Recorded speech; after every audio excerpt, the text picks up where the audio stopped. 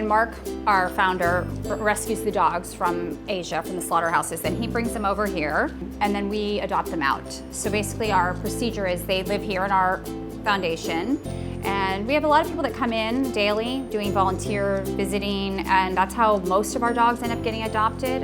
And on top of that, then through social media. People have to fill out a pretty extensive application that I'm very picky about. And then there's an adoption fee, of course, for our dogs, which is minuscule in the cost of these dogs. Just to ship them over, they're about $1,000 per dog, just for the shipment. It has nothing to do with their medical care or vaccinations or anything we did prior.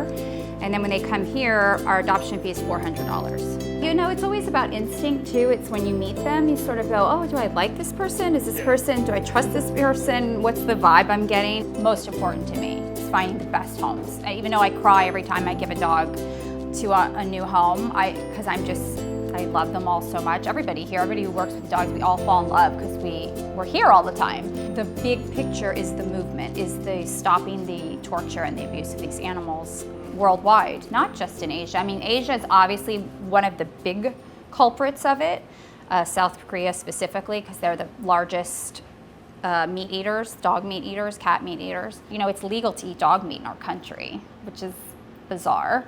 So we're working on trying to propose a bill to end that as well here. It's not about just rescuing the dog. It's about changing a culture, a belief system, and the laws in another country, which is not easy to do. This is our boy Luke.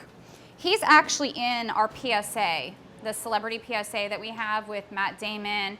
This is the dog Marc carried out of the slaughterhouse that lost his leg. It was macheted off. These are our little South Korean kids. They are brother and sister, also put into boiling water. And then these are our Cambodian dogs. Cambodia, all hung and beaten. All hung and beaten. Maggie is also in one of Marc's videos that he put on Facebook where he cuts her down from being hung and being beaten, as you watch her in the video. Lily and Lucy, yeah, they're from Cambodia as well. They're actually from the slaughterhouse that Marc tore down in Cambodia. So they didn't, well, not to say they didn't suffer, but they weren't in the midst of being tortured. Usually Marc will take a dog that's like suffered great torture. These guys just lived in the slaughterhouse and were going to be obviously tortured. I would say the one that's having the hardest time adjusting is Glory. She's very feisty and getting pretty aggressive with other dogs. She's having a hard time. But she's beautiful and she's so sweet to humans, but she's just having a tough time in here. My little girl here, Claire, I love her. And she's been here a couple of months. Because that's her brother and I want them to stay together. Look at her.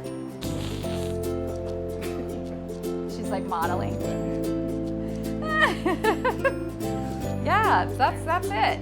And this little girl, Penny, we got an application on her from a woman in Ohio, and she's flying in today to take her home. So that's basically what we do here as a foundation.